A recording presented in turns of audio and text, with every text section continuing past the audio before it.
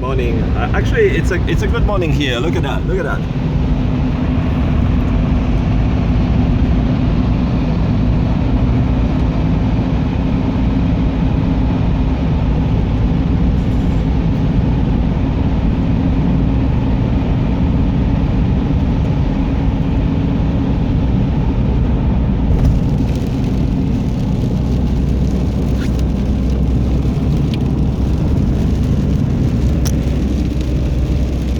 So last night I did watch a video about some electronic computer application software, and there is a guy from Australia, and he's talking about the software, and he's taking a public bicycle, like you rent one of those, you pay, put a coin, and you ride a bike, and talks about helmets. Then he is recording one of the skydivers landing, and I thought, it's like I thought I'm only one around. Of course, there are millions of people who do the same thing, but in my kind of a circle of knowledge, I thought I'm the only one doing that, like mixing information. So you start with a main topic, you talk about some stuff, and while you record this thing,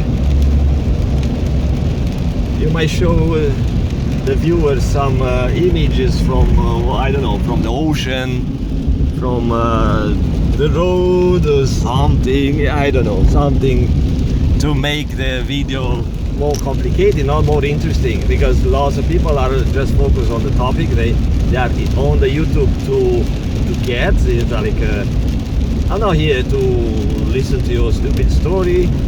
I'm here to get my information, my free stuff. So I did look at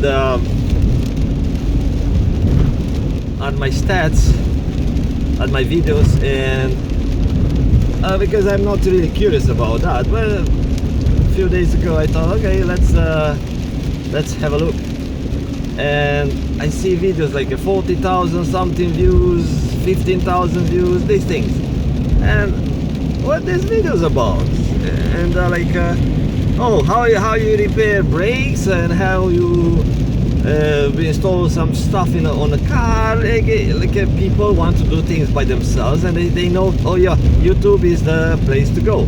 You go on YouTube and you will get some free information, how you cook stuff, how you do your nails, how you cut your hair, how you fly airplanes, and all that stuff, right?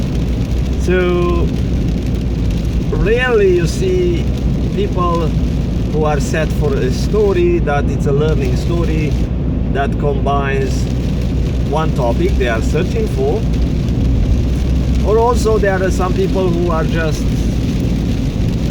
playing whatever the channel they subscribe to is broadcasting. Like I have few subscribers. I know one is my mom. You know, every time I post something, she watches that. Doesn't matter if it's about this or if it's about repairing my car or something. She watches that because she finds interesting, and also she attached the emotion, you know, the son, look, he does something interesting, and she, like every parent, you know, you want to feel good about what your kid does. And actually there was one documentary I watched, very interesting. I forgot who recommended it to me. It was about a kid who did some stupid stuff and learned to fly airplanes by himself. So first airplane he stole, he crashed, he got away, like it was all over the news in the Seattle area, like not far from here, from Vancouver. And so he crashed that one, he ran away, nobody can find this kid because nobody knew who's that this guy has his truck not smoking, steaming or something, like it seems that like the coolant, the engine got hot. I got that problem before with my diesel engine, so I know what it means when you go uphill and the engine is like working harder because the radiator was clogged. And yeah, so I feel it, I know that experience. But this guy has a big truck and a big load and responsibility, and to tow that truck costs lots of money, to fix it costs lots of money. So I'm a little kid, so those guys live the real thing. So this kid then he was breaking into places to steal little things, not really money, but you know, steal stuff just to survive because he was on the run. And he stole books from some hangar, like so he broke into some pilot hangar in the airport, like at those small airport, small airplane, and that guy, the pilot has a bunch of books, and this kid stole the books. And I'm looking at it, I'm watching this video, and I'm thinking, what the heck is going on with this kid? And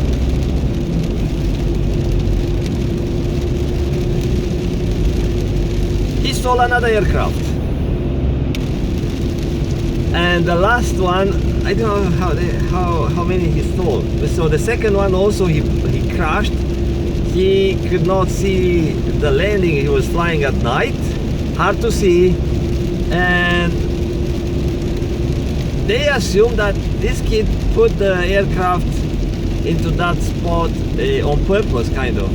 There were like a lot of tree stumps, and he crashed, flipped over or something. He made it. Like he escaped, and he injured, I don't know, but he was still on the run, and the cops almost caught him, and you know, with dogs, helicopters, all that. And he is 15 years old kid, and you know, SWAT teams with you know, rifles and automatic guns and all that. And I watched this documentary, and I think, what the heck? It's like it's a movie. That's not real. It's a movie. Actually, it was real. And so they interviewed this kid mom, and the mom, you know what? And she said, my kid came here, I fed him, and he left. And the cops came later. He said, yeah, did your kid showed up? Yes. And what happened here? Oh, I gave him some food, and he left. And she said the cops got so mad because how you hide the fugitive? How you did not report? It's my son. Why you want me to report my son? I would never do that. He's my son. I love my son. He did some bad things, but I still love my son. He's my son. And the last adventure when he decided to surrender was he took an airplane, but he stole one, so he learned in the books, because you know, you need hours and hours and hours to fly a little freaking machine. And can't really learn from the books. It's illegal, it's dangerous, and you need to learn some coordination. It's not like, oh yeah, I learned how to do this, and you pull the yoke, you do the rudder, you do this thing, and you fly the airplane. I mean, you can learn from the books how to start it, how to do some things, but most of the stuff is muscle memory, procedures and all that. I mean, yeah, people can learn to fly airplanes just like for fun, and fly a little bit, even land, which is more complicated and which required practice. But now you fly in the traffic with other people. So of course this kid stole the airplanes, and he did not care about flying with the traffic, with the traffic controllers, which is an advanced level of flying. It's not like okay, just flying the airplane, land, and that's it. No, it's a different story. So he stole the last airplane. It was a bigger one that you can fly longer distances. So he knew what he was after. So actually he was waiting. He went to some airport somewhere different, in different states. So first he stole a car. He stole that car so he can travel. I don't know. He learned to drive the car as well. So stole the car and drove across a couple of states, and now he was on a manhunt. So cops and people were looking for him, and now they were on the home island near in the Washington state. Here it's like 100 kilometers away from here. People wanted to kill this kid because, you know, he was breaking into, he was stealing some stuff, and they thought, you know, it was a shame for their community, all that. And of course, if some dude who has a rifle and who's a big macho guy is going to the crowd and tells the crowd, you know, yeah, let's kill this guy, he's bad guy, you know, the followers, oh yeah, it's not good for me, that guy said so, right? And they were on the hunt for this guy, so they were patrolling around with the flashlights, you know, looking, hoping that they will find the kid and do something, harm him. It's like you have a bad dog on the run. If the dog is good, if the dog serves you and gives you some love, yeah, you feed the dog. But if the dog starts running free and you know what, yeah, kill the dog or take the dog into the shelter, you know, it's like a correctional center. The same thing with humans. When humans, it's exactly the same human, is serving people who think of themselves, that human is okay, is good, valuable. But when the human does something stupid, or maybe the human decided, you know what, yeah, I'm done, I served this community for too long, I'm tired, I need to serve myself. Exactly that thing I've done it, and I experiment to see, and people turn their backs on me. Like people who say, yeah, Jude, yeah, good, nice. Yeah, nice, you paint for us, you do this, you volunteer, you do my snow cleaning, you help me with this, you paint. It's good, right? Then when I stopped providing free stuff, free energy, like my energy, my intelligence, because I provided ideas and solutions and I was doing fixing stuff, like going on the roof, inspecting, talking to contractors. That's in my community I'm talking about. So when I decided to look after myself, and I thought, okay, people don't respect me the way I deserve, or maybe not the way I deserve, but you know, there were some bitches who were like, I said, you know what, I don't want to put my free labor, I offer labor for free, and which is my valuable labor and energy, and be put down by some bitches. And I decided to stop, and I put my valuable time into some other volunteer stuff, which is more rewarding. And yeah, so I experimented, and I realized how people treat you like a piece of meat or an asset that provides. Then if they want to kick you out, because they tried to kick me out, I went against some of the big leaders who were manipulating the weak souls and those try to get rid of me. They got rid of other people who oppose things, or actually they made those people to leave the community. But myself, I'm a bit different, you know. I don't let people manipulate me. And so going back to this kid, to the guy who flew across some states in order to find the right airport, and because he knew where he wanted to end up. He knew.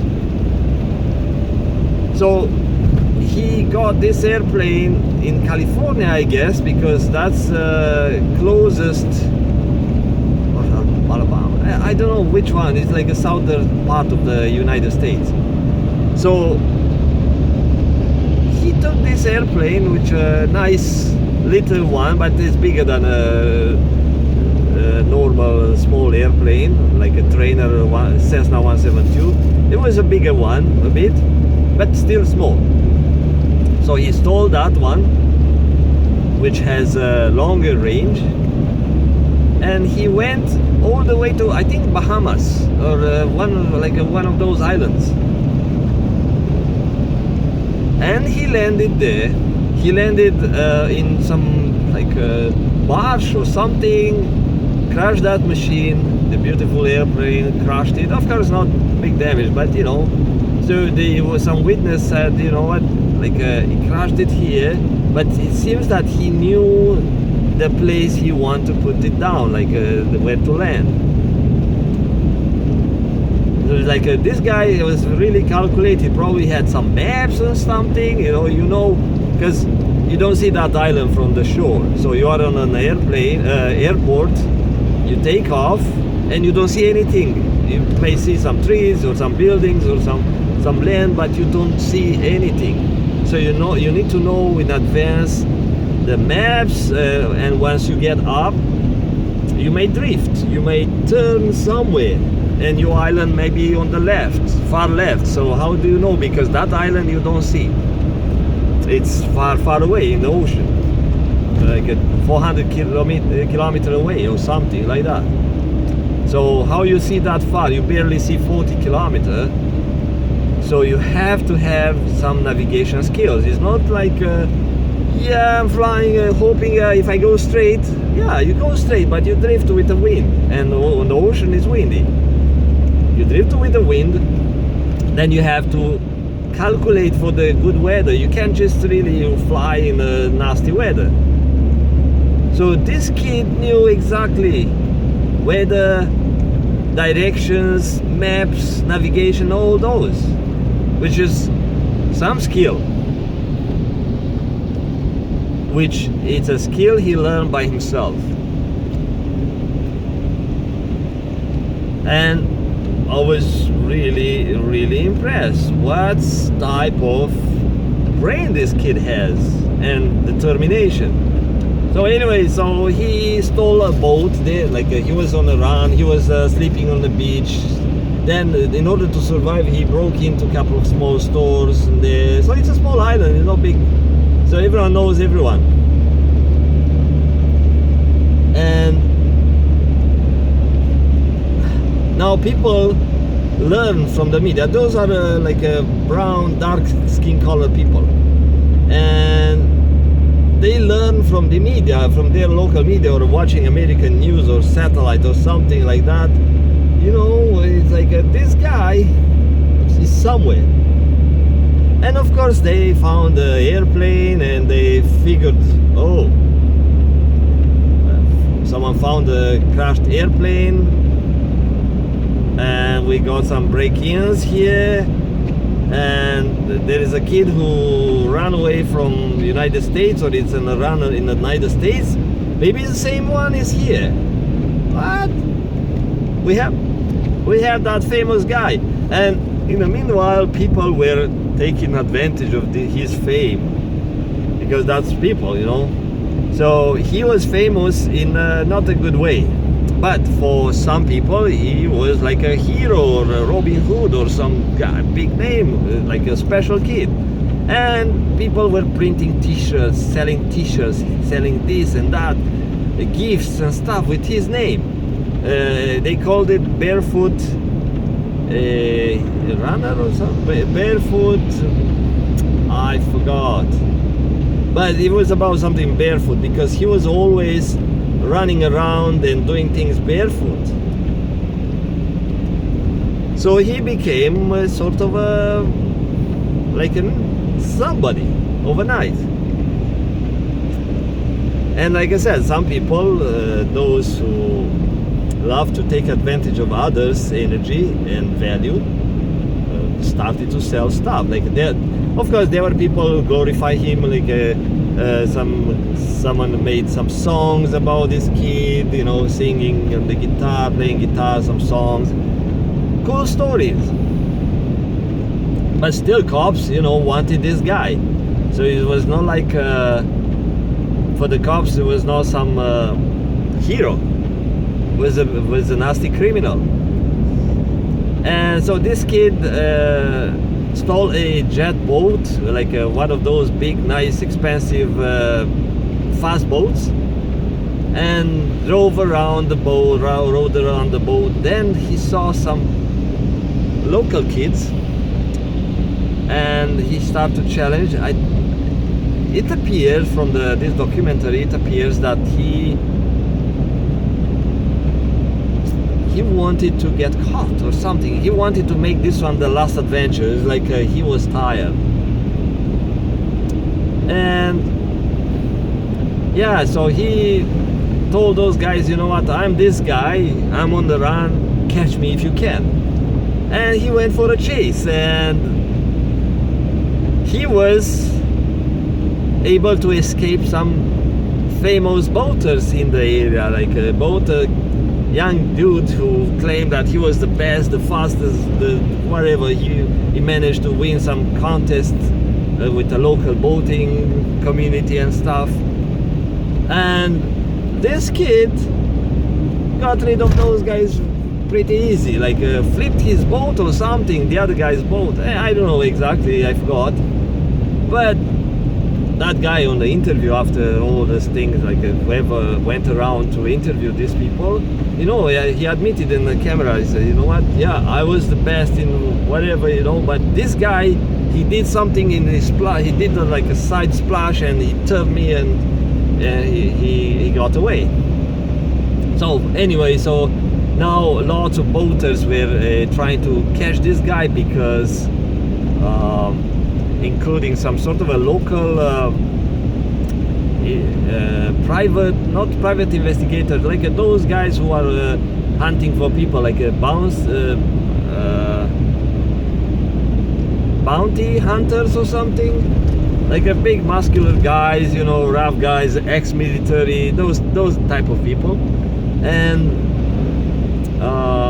because there was a reward for this kid. So finally they caught him on the ocean. Probably the kid knew, you know, yeah, that's it.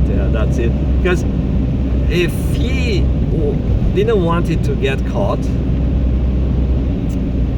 he probably would settle somewhere, pick Mexico and settle, work on a farm, lay low, or do something, make a significant change into his behavior and activities, and lay low for a few years, and nobody would know who the heck is this kid.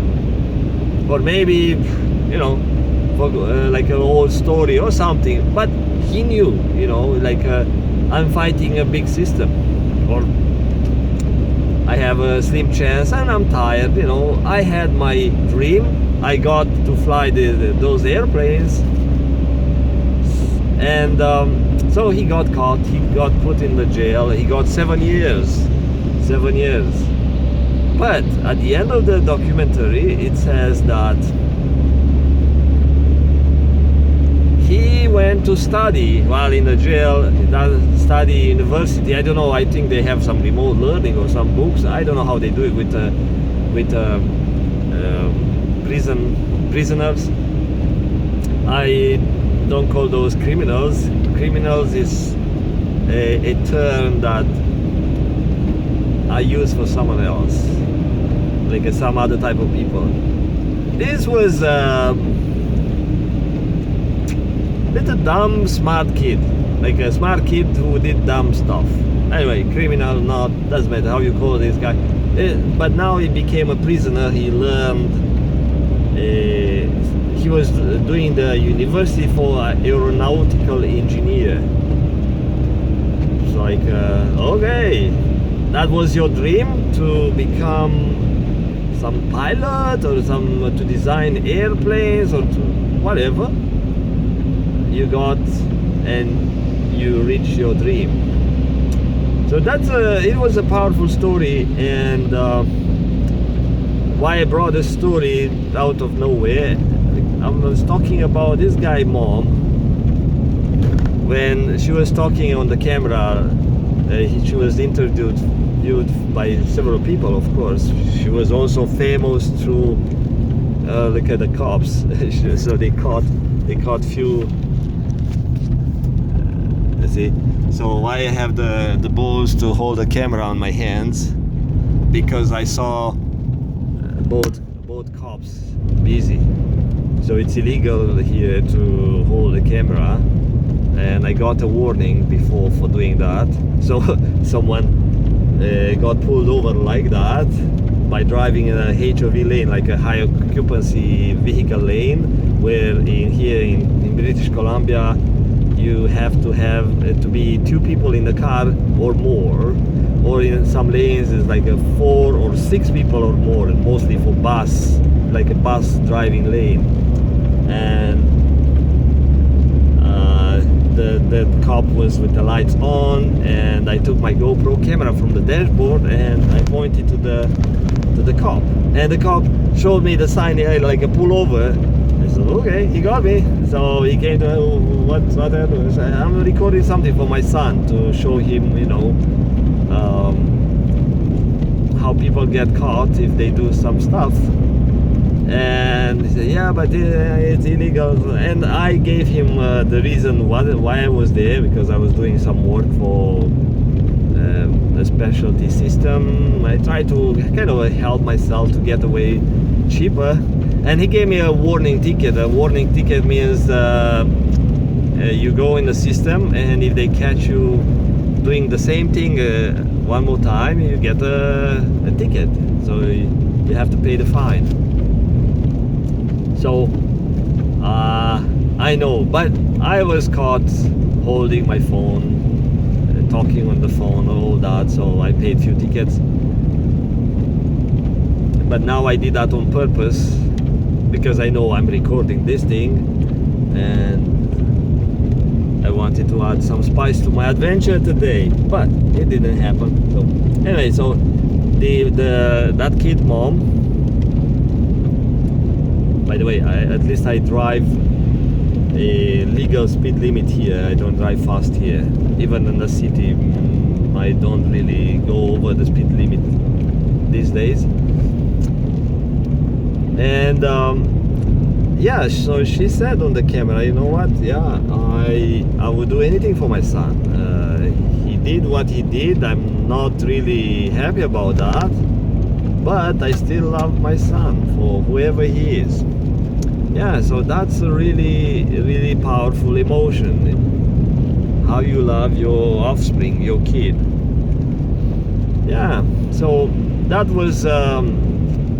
I started with because I bookmarked where I started my recording, and I want to conclude it. I started with a thought that my mom is watching my videos, even some of these ones in English, because that's the parents, you know. It's not really about being in control or something like that. That's the ocean today. It's sort of okay, but low cloud. Yeah, so most parents know the control freak ones, who want to make sure the kid does whatever the parent wants. Oh, the parent who how to say it, is not only care about the kid, but it's a powerful emotion. It's got sort of a bond, and it's good for both. It's part of the survival.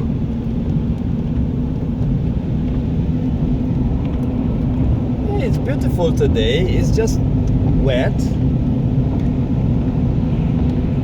Some snow at the on the higher elevations. It snowed earlier, a few days ago.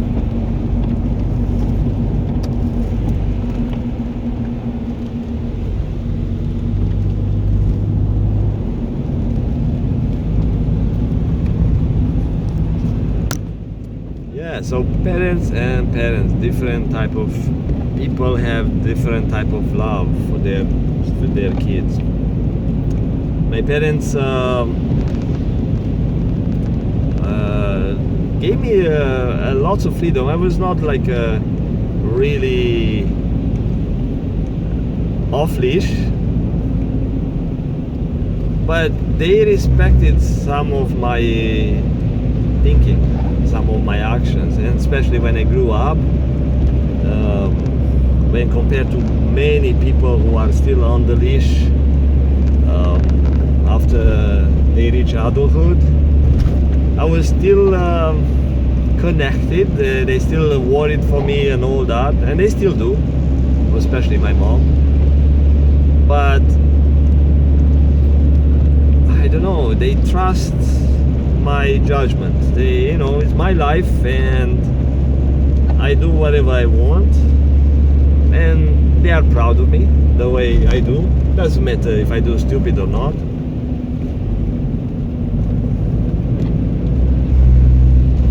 Yeah, it's really nice today. So let you go. I have maybe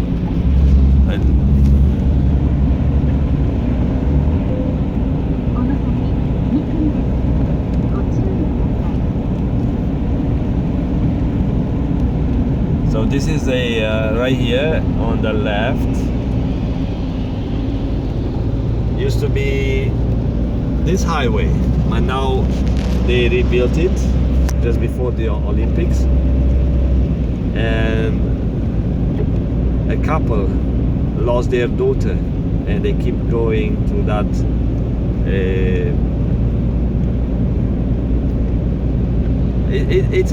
it's a place where their daughter died in a car accident, and the parents still have that bond. They go there, they maintain the little garden, and they put flowers. Some parents are like that. So take care. Talk to you later. Bye bye.